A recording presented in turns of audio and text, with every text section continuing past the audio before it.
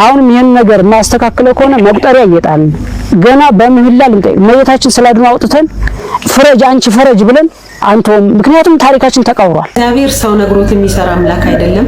እከሌን ግደልልኝ እከሌን እድሜውን አሳጠረልኝ ስላልን እግዚአብሔር የሰው ልጅ ክቡር የሆነ በአምሳሉ የፈጠረውን ፍጡር የሚያጠፋ አምላክ አይደለም። ጨካኝ አምላክ የለም። ሰው የዚህን ያክል እንዴት በገዛ ሃይማኖቱ ላይ ሴረኛ ይሆናል? እንዴት በአካሉ ተቀጥቶ በልቡ ነው የዚህን ያክል ሁሉ ጊዜ ነውርን ያበቅላል? በኮሜዲያን እሸቱ መለሰና በዋልድባ አባቶች መካከል ምንድነው የተፈጠረው? ሰላም የቻናሌ ቤተሰቦች እንዴት ሰነበታችሁ? ዛሬ እንግዲህ ከወትሮ ለየት ባለ ቪዲዮ ነው የመጣሁት። በአንድ ርዕሰ ጉዳይ ላይ ብቻ የሚያተኩር ቪዲዮ ነው። ከመጀመሪያው እስከ መጨረሻው የነበረውን ከእሸቱ መለሰ ዋልድባ ገዳም ሄዶ ከሰራው ቪዲዮ ጀምሮ አሁን ላይ እስከተፈጠረው ነገር ሰፋ አድርጌ የማሳያችሁ ይሆናል ማለት ነው። ፋሚሊ ያልሆናችሁ ሰብስክራይብ በማድረግ ቤቴን ተቀላቅላችሁ ፈታ እንምንልበት ብዙ ቪዲዮዎችን ወደፊት ሰራላችኋለሁ። ዛሬ ያው ለየት ያለ ቢሆንም ማለት ነው። ቪዲዮዎቹንም እስከመጨረሻው እያያችሁ ሐሳብ አስተያየት ካላችሁ ትጽፉልኛላችሁ። ከተመቻችሁም ላይክ በማድረግ አድናቆታችሁን ግለጹልኝ። እስኪ ያለውን ነገር እንየው።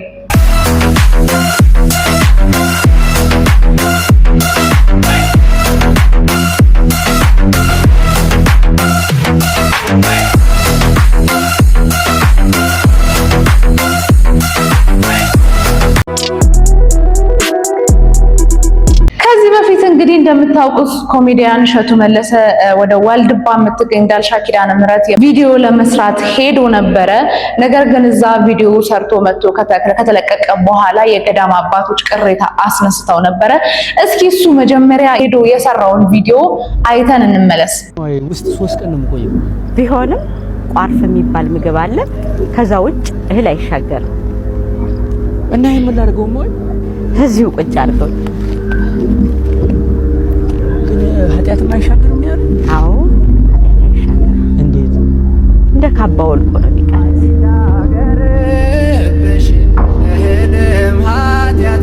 እና ከዚህ ቢሻገር እኔ ኃጢአት አይሄድም። እንደ ካባ ወልቆ ነው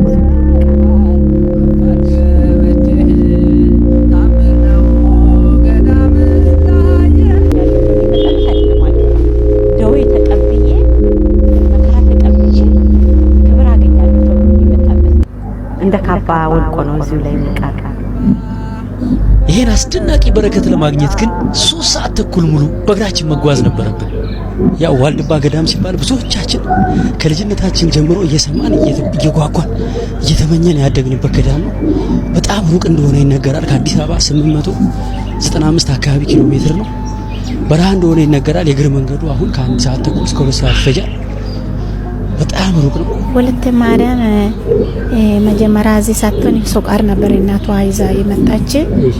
እቃውና እናቷ ገላቱል ስትል አይቻታለሁ። እናቷም ያው ብዙ ጊዜ መጣ ልሰድሽ ትላታለች። እኔ አልሄድም እንትን ማሆይ ወለተ ማርያምን አሳምኖ ከዚህ ገዳም እንዲወጡ ለማድረግ ቀላል እንዳልሆነ እናታቸው ነግረውኛል። ምክንያቱም ከአንዴም 3 ሞክረውት ነበር።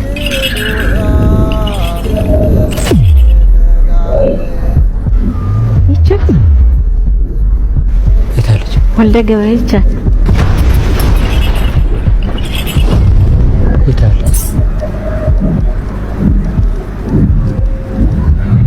ሰው ይታይ። በነገራችን ላይ ዛሬ ተአምር ነው። ብዙ እናቶች ሰሌን ይዘው የሚመጡ አሉ። ለምን? ዳልሻ በተለይ ዋልድባ ዳልሻ በሽታዋ ብዙ ስለሆነ በብዙ ገዳማት የሰይፍ ቃል ኪዳን ሲሰጠው ይሄ በሰይፉ ፈንታ 44 ደዌ በሙሉ ተሰጥቷል እና የሚመጡ እናቶች የሞት ቦታ ነው ብለው ሰሌን ይዘው ይመጣሉ። በፊት በክረምቱ እስከ 27 እስከ ምናምን ድረስ ሬሳ በተለይ ክረምት ነው የሚሞተው ሰው ሲሞት ሲያዩ አይፈሩ።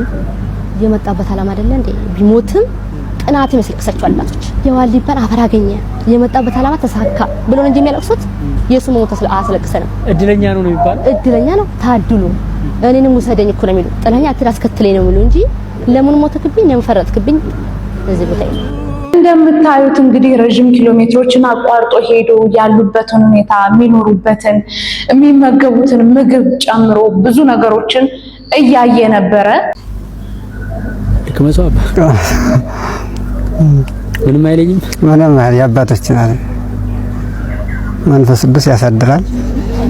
የመንፈስ ቅዱስ ማደሪያ ያደርጋል። ከዓለም የተለየ ምግብ ስለሆነ ዓለማውያን የሚቸገሩበት ነው። መናንያን ግን እንደ ስኳር እንደ ማር የሚጣፍጣቸው ጌታ ይባረክላቸው።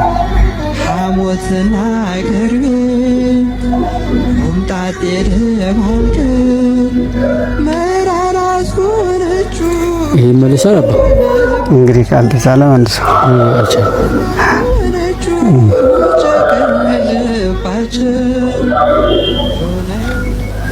እንደው ቀማሳ ይቅርብኝ አባቴ። እኛው እንደዚህ የሆነ ይብስል። አዎ ይብሳል።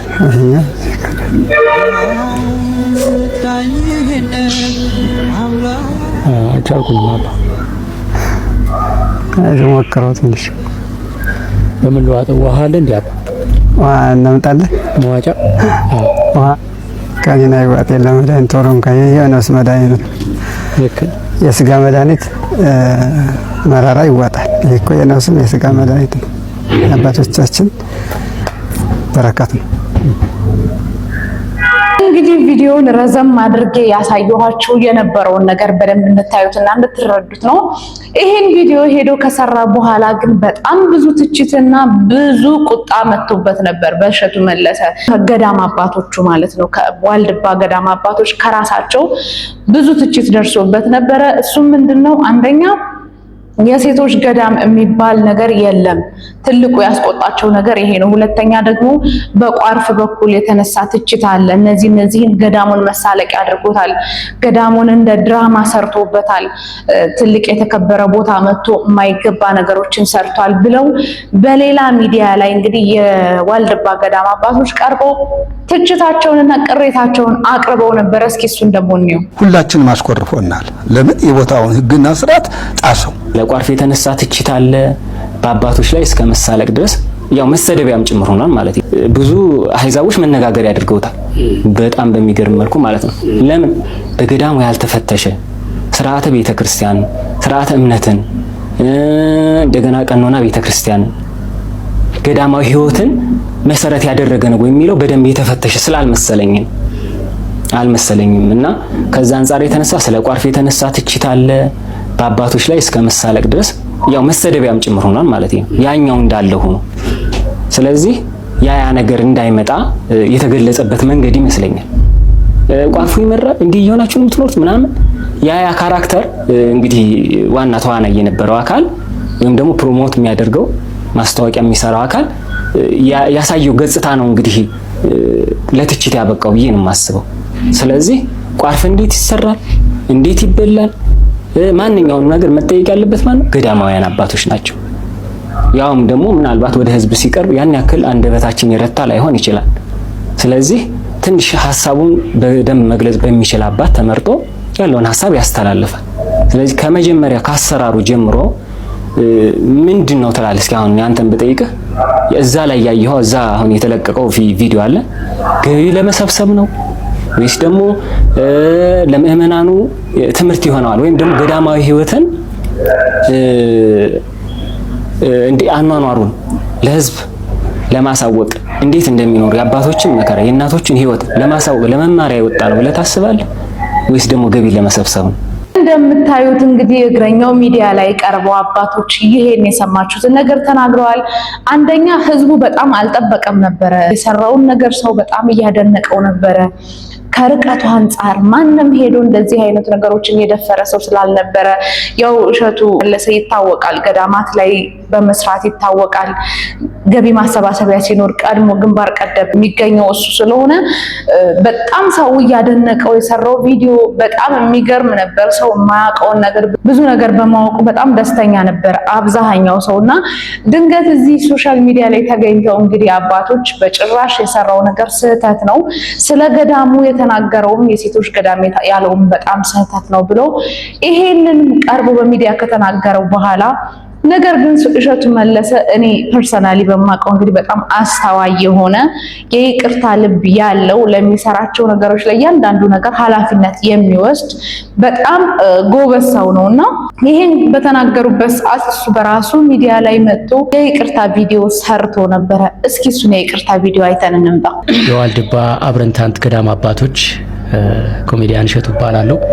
ይህንን ቪዲዮ የምሰራው በቅርቡ በዋልድባ ገዳም ዙሪያ በሰራ ነው ዶክመንታሪ ቪዲዮ ላይ የተነሱ በአባቶች የተነሱ ጥያቄዎችና ቅሬታዎች ስላሉ ለዛ እንግዲህ የምንመልሰውን ለመመለስ ይቅርታ የምንጠይቀውን ለመጠየቅ የምናስረዳውን ለማስረዳት እንደ ልጅነታችን አባቶቻችን እንዳይቀየሙን እንዳያኮርፉን ከእግዚአብሔርም በረከት እንዳናጣ በጣም በርካታ ነጥቦች ተነስተዋልና ለነዛ መልስ ለመስጠት ነው ቪዲዮን የሰራ ነው። በዋልድባ ዳልሻ ኪዳነ ምሕረት ያለውን የመጠጥ ውሃ ችግር ለመቅረፍ በሀገረ ስብከቱ ሊቀ ጳጳስ በብፁዕ አቡነ እስጢፋኖስ በተጻፈልን ደብዳቤ 3 ዓመት በቃልና በደብዳቤ በቆየ ወረፋ መሰረት ነው የውሃ ችግር መኖሩን በደንብ አድርገው ጠቅሰው ቢሰራላቸው ደስተኛ እንደሆኑ ጠቅሰው ይህንን ደብዳቤ ወደ ዶንኪቲው ጽፈዋል።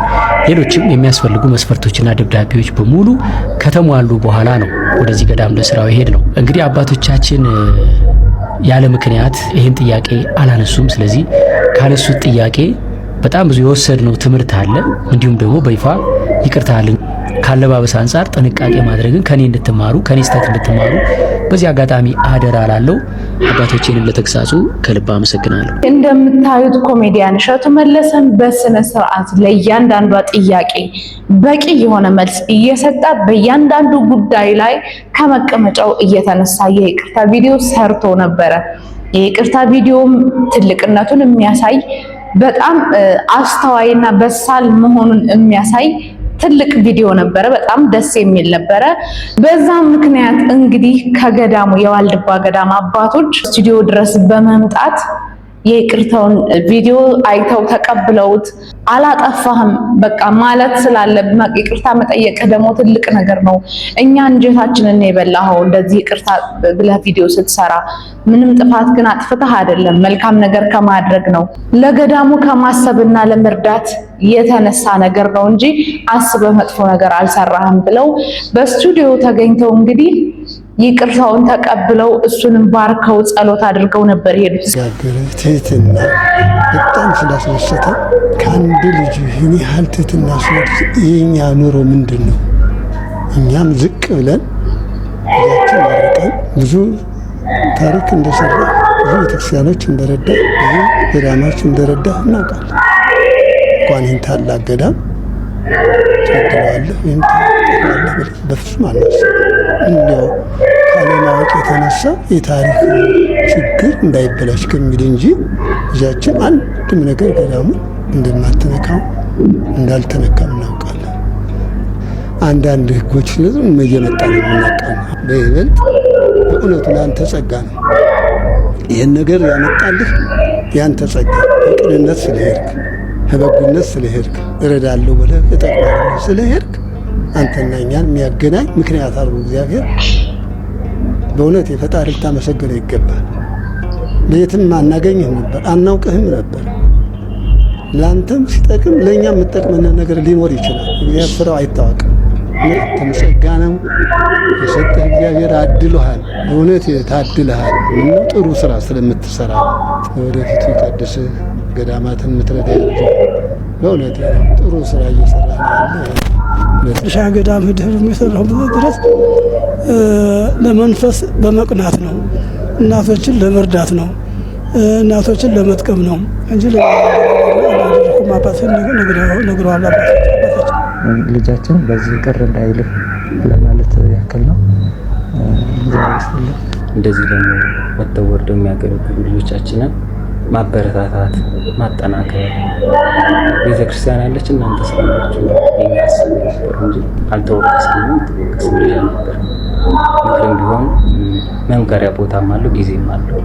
ነገር ግን በሚዲያ ስለተሰራጨ ያ የተሰራጨው ደግሞ በሁሉም በህዝብ ጆሮ ስለሚዳረስ ታሪኩ እንዳይፋለስ የበኩላችንን ድርሻ ነውና ኮሜዲያን እሸቱ መለሰ ባልጠበቀው ሁኔታ እሱም እንኳን ቦታችሁ ድረስ ልምጣ ገዳሙ ድረስ ልምጣ ቢል ከትህትናው የተነሳ ነው።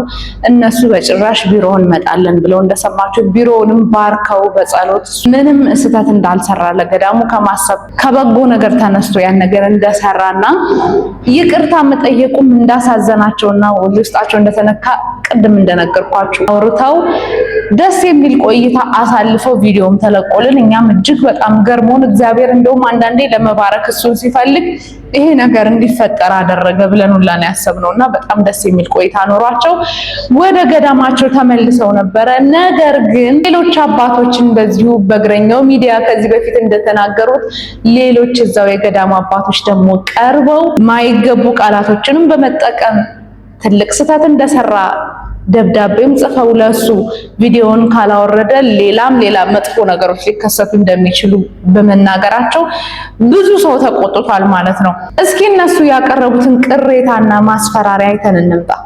ለእሸቱ መለሰ ስመ ክርስትና ወልደ ገብርኤል በዋልባ እንዳልሻ ቅድስት ኪዳነ ምህረት ዘተስፋ ሐዋርያት አንድነት ገዳምና በገዳሙ ስም በተሰበሰበው ማህበረ መነኮሳት ስም የምናስተላልፍልህ የክፉ ስራ ውጤት ምን አገኘህ ልጃችን?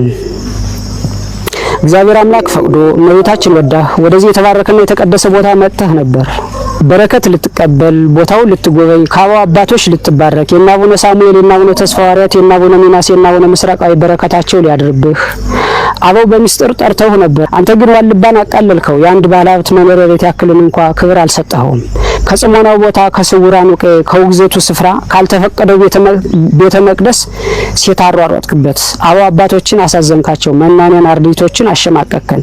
የተስፋዋን ምድር ገዳማዊ ቅድስትን የመናፍቃን መሳለቂያ አደረካት።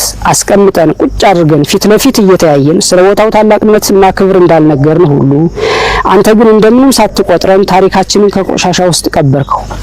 ይህች 12 ዓመት ሴት መነኩሴ እያልክ ያልመነኮሰችውን ገና ባመክሮ ያለች ለዛውም የአበው አባቶችን ውግዘት ጥሳ ዋልባን ያክል ትልቅ የቅድስና ቦታ በድፍረት ኃጢአት የኔ ነው የምትል ሴት ያሯሯጥክበት የቅድስና ቦታ ተራ የድራማ መስሪያ ሜዳ አልነበረም። የተባረከው የቅድስና ቦታ ዋልባ ነው እንጂ ስለ ዋልባ ታሪክ ስንነግርህ ስለ ቃል ኪዳኑ ስፍራ ስናብራራልህ ስለ እውነታው ስናወራህ አንገትህን ስትነቀንቅ የነበረው ለካ ከአንገት በላይ እንዲሉ ከአንገት በላይ ነበር። በዓለም ላይ ያለውን ስርዓት ይዘህ መጥተህ ሴቶች ከወንዶች በምን ያንሳሉ እኩል ናቸው የሚለውን ዓለማዊ አጀንዳ ቀርጸህ አምጥተህ አበው ካልፈቀዱት ቦታ ከተቀደሰው ክልል ሴቶችን አሻግረን እነርሱንም አስወግዛ ወደ ቤትህ ተመለስክ። አፈር መስለን አፈር ግጠን መሬት ነክተን ዕለተ ሞታችን ከምንጠባበቅበት የአባቶቻችን አጽም ከምንጠብቅበት እግዚአብሔር አምላክ ካለም ሰውሮ ያስቀመጠውን ቦታ ሳንጠራ ሳንጽፍልህ አንዲት ለዋልባ ጥፋት ዲያብሎስ ያዘጋጃት ሴት ጎትታ አምጥታ ይሄው የቅዱስ ቦታ ታሪክ ጥቁር ጥላሸት ቀባው። ዋልባ የሴቶች ገዳም ብለህ በምስኪን ኦርቶዶክሳውያን አእምሮ ውስጥ ቀረጽከው። ዋልባን ነገስታት አልደፈሩትም ነበር፣ ጳጳሳት አልተቃወሙትም ነበር። ሁሉም የሚያውቀው ዋልባ የራሱ ዳር ድንበር እንዳለው የራሱ የመተዳደሪያ ስርዓት አበው ህግ አበው እንዳለው እንግዲህ እንደሰማችሁት በደብዳቤ መልክ አዘጋጅተው እውነት ለመናገር ቃላቶች ሲሰሟቸው ትንሽ ዘግነን የሚያደርጉ ነገር አላቸው። በጣም የሚጠበቅ ነገር ነው ብዬ አላስብም። መጨረሻ ላይ የኔን ሐሳብ የምነግራችሁ ይሆናል እና ይሄ ደብዳቤ ከቀረቡ በኋላ እንደዚሁ እግረኛው ሚዲያ በአካልም ሲያነጋግራቸው ነበረ ማለት ነው። የሚናገሩት ነገር ግን ምን ነበረ? ቪዲዮውን የማያወርድ ከሆነ እሷም እሱም ይሞታሉ። ጠሪያ እየጣል መቋሚያ ዘቅዝቀን ስዕል አድኖ አውጥተን እመቤታችንን ፍረጅ እያለን እንማጸናለን። ስለዚህ ቢጠነቀቅ ይሻለዋል፣ ቪዲዮውን ቢያወርድ ይሻለዋል ብለው የማይሆን ቪዲዮ ነበር። እኔ ኦነስትሊ ስፒኪንግ ፐርሰናሊ ስሰማው ዋልድባ ማለት እንግዲህ በእውነት በጣም መንፈስ ቅዱስ ያለበት ቦታ ብዙዎቻችን ታሪኩን ብንሰማም ብናነብም እንኳን የሱን ያህል ምንም ማናቀው ምንም ነገር እናቃለን ብለን አላስብም። እኔ እና የተከበረ ገዳም ነው። ከነሱ በመጡ መነኩሴዎች ደግሞ እንደዛ ሲባል ትንሽ ሰው በጣም ሾክ የሚያደርግ ነገር ነበረ። በጣም ከባድ ነገር ነው ያስተላለፉት መልእክት። እሸቱንም ይዘው ትሞታል፣ እሷም ማሽናት እሸቱንም ይዘው ስለምትሞት ግን ከመሞቱ በፊት እውነት እኔ እንደው በቅድስት ቤተክርስቲያን ፊት ለፊት ቆመን ነው ቁጭ ብለን የምንነጋገረው። ያወርደው ይሄንን ቪዲዮ ቢያስተካክልን ማስተዋይ ይሰጥበት ይቅርታ ቢጠይቅ እኛንም ብቻ አይደለም ኦርቶዶክሳውያን የተሳሳቱትም ይቅር ቢላቸው ጥሩ ነው። አሁንም ይሄን ነገር ማስተካከለው ከሆነ መቁጠሪያ እየጣል ገና በምህላ ልንጠይቅ መየታችን ስላድኖ አውጥተን ፍረጅ አንቺ ፍረጅ ብለን አንተም ምክንያቱም ታሪካችን ተቀውሯል እና ሰው ይሄንን ቪዲዮ ሲሰማ የእውነት በጣም ተቆጥቶ ነበር። ኦልሞስት 100% ማለት እችላለሁ የእሸቱ ደጋፊ ነበር ሰው የሆነው። ምክንያቱም ከመነኮሳት የማይጠበቁ ቃላቶችን ነው ሲያወሩ የነበሩት።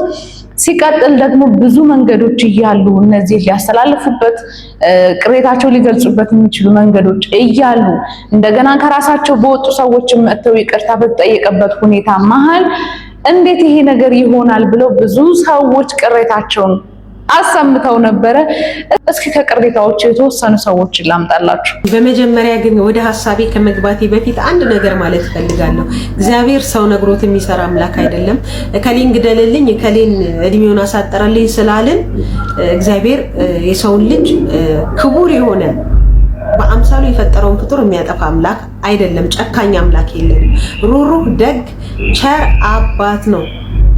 አጥፍተን እንኳን በድለን እንኳን ዋጋ የከፈለልን በመስቀል ላይ ሞቶ እኛ እንድንኖር ያደረገን ሞትን ድል አድርጎ የተነሳልን መድኃኒታችን ኢየሱስ ክርስቶስ በሰው ላይ የሚፈርድ አባት አይደለም። እንደ አንድ የቤተ ክርስቲያን ልጅ ግን እንደ አንድ ምእመን ግን ቤተ ክርስቲያን መዋቅር የላትም ወይ? ሶሻል ሚዲያ ላይ ነው ወይ ቤተ ክርስቲያን መሰረቷ የተመሰረተው? ውስጥ ላይ መዋቅራዊ ስርዓት የላትም ወይ? ሚዲያ ላይ ነው ወይ መጥቶ ችግሩንም ምኑንም ትልልቁም ትንሹም በማይገባ መንገድ የክርክር አውድ የምትከፍቱት ምንድነው ጥቅሙ? አባቶች ግን ምን ነክቷችሁ ማለት ግራ ስለገባችሁ እኮ የእናንተ ድርሻ ጸሎት ማድረግ፣ ላጠፋ ሰው ደግሞ ይቅርታ ማድረግ። እንዲህ አይነት ደግሞ ትክክል ያሉና ከስርዓት የወጡ ነገሮች ደግሞ ሲፈጠሩ ደግሞ በአግባቡና በልኩ ያውም ደግሞ የቤተክርስቲያኑ አስተዳዳሪ የሆኑ አባቶች ብቻ ይህን ጉዳይ ለሚመለከተው ለቤተ ክህነት በማሳወቅ በዛ ደረጃ እርምጃ እንዲወሰድ ማድረግ ነው። ለአንድ ግለሰብ ለእሸቱ የማርያም ምስል እናወጣለን፣ መቁጠሪያ እንትን እናደርጋለን፣ መቋሚያ እንዲህ ከእናንተ አይጠበቅም። እኔ እንደ ልጅነት እናንተ እንዲህ ማለት ባይጠበቅብኝም ነገር ግን ያላችሁት ነገር ልክ አይደለም። እነሱ ካሉበት የቦታ ከፍታ አንጻር አንድ የሶሻል ሚዲያ ሰው በእነሱ ላይ መጥፎ ነገር ቢሰራ ራሱ ይሄን ያህል በዚህ ልክ እነሱ ወርደው እንደዚህ መነጋገር የማይጠበቁ ነገሮችን ማውራት አልነበረባቸውም እያሉ በጣም ብዙ ሰው እየተከፋባቸው ነበረ። በጣም ብዙ ሰው የራሱን ሀሳብ የራሱን ብሶት የራሱን ቁጣ ነው ወጥቶ የሚናገረው። እንግዲህ ያው ትክክል ይሁን ትክክል አይሁን የሚለው ነገር ሁሉም በየራሱ አምሮና በየራሱ ሚዛን ስለሆነ የሚመዝነው ትንሽ እንደዚህ ነው ለማለት የሚከብድ ነገር አለው። ነገር ግን ብዙ የሃይማኖት አባቶችም ወጥተው በጣም ቅሬታቸውን ያቀረቡ ነበረ። ምንድነው የሚሉት? ከመነኩሴ የማይጠበቅ ነገር ነው። መነኩሴዎች እንደዚህ ማለት የለብንም። እኛንን አራያ መሆን ያለብን። በዛ ላይ ደግሞ የበደላችሁን ይቅር በሉ ብሏል። ልጅ አጥፍቶ እንኳን ቢሆን ጥፋቱን ተቀብሎ አምኖ ይቅርታ ብሏል። የተፈታ ያለቀ ጉዳይ ላይ እንደዚህ ማለታቸው በጣም ያስቆጣል። እንደዚህ መባል የለበትም ብለው የሃይማኖት አባቶችም ደግሞ ቅሬታቸውን ያቀረባሉ። እስኪ እንየው። ይሄን ከተላለፈው በኋላ ይሄን አጥፋለን፣ ይሄን አድርግልን አለበለዚያ ግን እሸቱ ይሞታል፣ እሙህዋም ትከተሏለች፣ ትሞታለች፣ ሁለቱ ይሞታሉ። እሸቱ ከመሞትህ በፊት ግን ቪዲዮውን ብታስተካክል መልካም ነው። ካላስተካከልክ ደግሞ መቁጠሪያ ጥለን መቋሚያችንን ጥለን ድንግል ማርያም የመርገማችን ተባባሪ እናደርጋታለን የሚል መልእክት መተላለፉ እጅግ ስህተት ነው። ሁል ጊዜ በእውነት በምናኔ ዓለም የምትኖሩ አባቶች አሁን ሚዲያ ላይ ወጥተው የተናገሩት አባቶች ከኋላ ያሉና ብዙ ስጉራን ብዙ የገዳሙ ብዙ አባቶች ስለሆኑ እነሱን ወክለው የብዙሃኑ ድምጽ ነው ብዬ እኔ በፍጹም አላምንም። እንደዚህ አይነት ዋልድባ ገዳም እናውቀዋለን። ዋልድባ የበረከት የቅድስና የምናኔ ስፍራ ነው እንጂ እዛ በምናኔ ዓለም ስም ገብተው የሚያሟርቱበት የሟርት ፈስ ያለበት ገዳም አይደለም። ይህን ስህተት ነው፣ መታረም አለበት። ብዙዎች ይህን በአስቸኳይ እንዲህ አይነት መልእክት ለገዳሙ ያስተላለፉት ይህን አባት ለመናንያኑ ህዝብ እንዲጠላቸው የዋልድባ አባቶች በህዝብ ዘንድ እንዲጠሉ ዋልድባ እንዲጠላ ዋልድባ ላይ አመለካከት ጥላቻ እንዲኖረው ህዝቡ በዋልድባ ላይ መጥፎ የሆነ የገዳይነት ወይ ደግሞ የሟርተኝነት ሜሴጅ ነው ያስተላለፉት ይህን አባት ማለት ነው። ትክክለኛ መነኮሳት ሲሆን ደግሞ ከእሳቸው ጋር የነበሩ ብዙዎች እንዳሉ አይተናል በቪዲዮ። እሳቸው ይህን ሲሳሳቱ እዛ የነበራቸው አባቶች እሳቸውን ባለማረማችሁ ባለማስተካከላችሁ እጅግ ያሳዝናል። እንዲህ አይነት መልእክት እንዲተላለፍ ባትፈቅዱ መልካም ነው። ሃይማኖት አባቶችም ወጥተው በፍጹም ትልቅ ስህተት ነው የሰራችው ሲሉ የዋልድባ ገዳም አባቶችን አውግዘዋል ወይም ተናግረዋል ማለት ነው። በጣም ብዙ ናቸው ያለመጣውላችሁ ቪዲዮ። በመቀጠል ደግሞ እንግዲህ ይቅርታ ከተፈታ በኋላ ይሄን ጉዳይ ድጋሚ ወደ ሚዲያ ያመጣው እግረኛው ሚዲያ የሚባለው ነው ማለት ነው። እሱ ላይም በጣም ብዙ ትችት እየቀረበበት ነበር። ወላዲተ አምላክ ስም ሰው የዚህን ያክል እንዴት በገዛ ሃይማኖቱ ላይ ሴረኛ ይሆናል?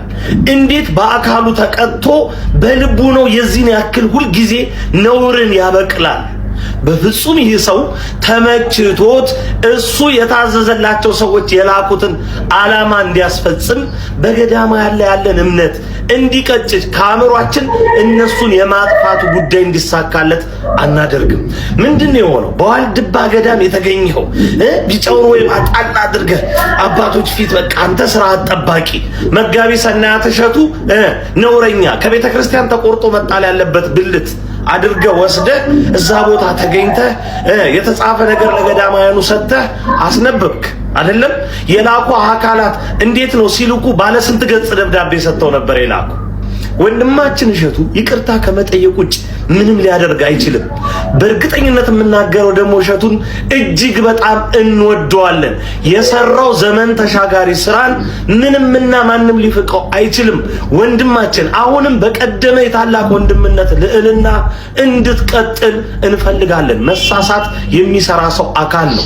ሲሳሳት ለምን ብለነው እናውቃለን። ነገር ግን እሸቱ በፍጹም ከማንነታችን የማይቆረጥ ወሳኝ አካላችን።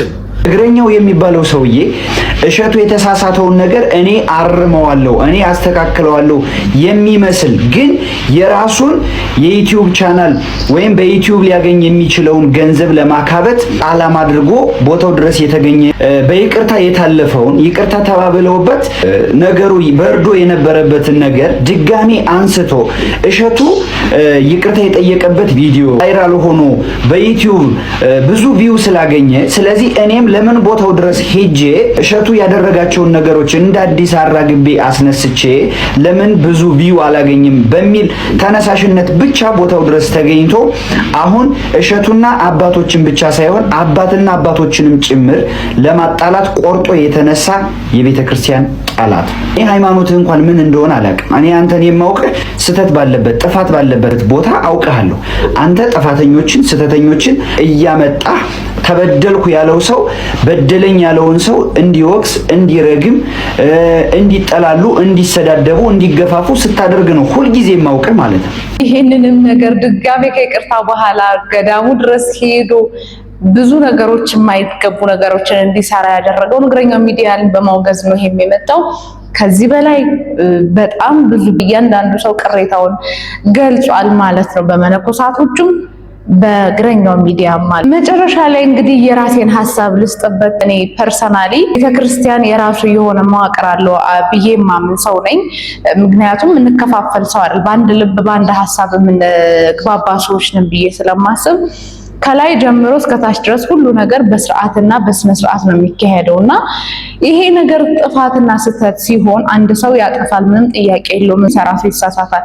ስለዚህ ያ ሰው ሲያጠፋ ቤተክርስቲያን ስርዓቱን በጠበቀ መልኩ ስርዓቱን ተጠብቆ ህጉን ጠብቆ መጠየቅ በሚቻልበት ነገር ሁሉ መጠየቅ ይቻላል። እዛም ባይሆን ከሚዲያ ላይ ወጥተው ጠይቀው ይቅርታም ደግሞ ተቀብለው ራሳቸው ይቅርታ አድርገው ሄደዋል ማለት ነው። መነኮሳቱ መነኮሳዊነታቸውን ራሳቸውን አክብረው አስጠብቀው ገዳማቸውንም አስጠብቀው በሰዎች ዘንድ መጥፎ ኢሜጅ እንዳይኖር ማድረግ ይችሉ ነበር ባይነኝ። እኔ በግሌ እያንዳንዱ ሰዓት ካፋቸው ለሚወጣው ነገር ጥንቃቄ ማድረግ ነበረባቸው። መጠየቅ ያለባቸው የራሳቸው ስርዓት ተከትለው መጠየቅ ነበረባቸው።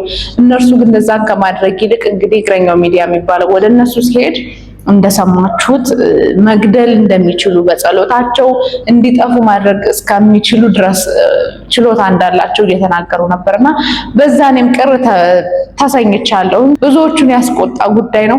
እስኪ እናንተ ደግሞ ሐሳባችሁን ፕሊስ በኮሜንት ጻፉልኝ፣ ምን እንደተሰማችሁ፣ ምን መሆን እንዳለበት። እንግዲህ ማን አካል እንደተሳሳተ ሁሉም የየራሱ ሐሳብ ስላለው እናንተም ኮሜንት ጻፉልኝ። በሚቀጥለው ቪዲዮ እንግዲህ በዚህ ቪዲዮ ሳይሆን የምመጣው ጋይስ እንደተለመደው ፈታ በሚያረጉ በሚያዝናኑ ቪዲዮ ነው የምመጣው።